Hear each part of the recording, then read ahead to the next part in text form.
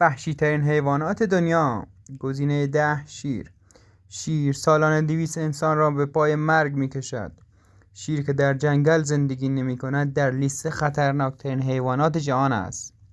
اگر بیش از حد به گله آنها نزدیک شوید یا حضور توله ها به شما حمله می کند. 9. اسب آبی سالانه 500 انسان را می کشد. شاید از حضور اسب آبی به خاطر گیاهخوار بودنش تعجب کنید، اما او یکی از خطرناک حیوانات این سیاره است. گزینه 8 فیل. فیل‌ها سالانه 600 انسان را می‌کشند.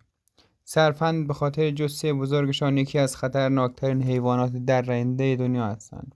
فیل‌ها از خرطوم خود برای بلند کردن انسان استفاده می‌کنند. گزینه 7 تمساح. تمساح‌ها سالانه 1000 انسان را می‌کشند. تمساح‌ها هر چیزی که به قلمرو آنها وارد شود حمله می‌کنند. گزینه 6 عقرب‌ها. عقرب‌ها سال 3300 انسان را می‌کشد و زهری که این حیوان مرگبار با خودش حمل می‌کند برای کشتن پیرها و کودکان و مبتلایان به مشکلات از جمله بیماری قلبی کافی است. گزینه 4 سگ هار.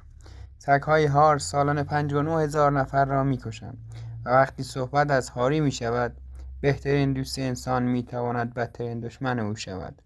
سگ‌ها دوست دارند در برابر حمله مهاجمان به صاحب خود از او محافظت کنند که باعث مرگ و میر در اثر هاری می‌شود.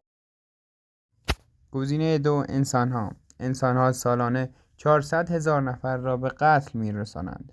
در سال 2019 7% مرگ و میر سال در نتیجه قتل بوده که در آمریکای لاتین و السالوادور بیشتر از همه جهان بوده.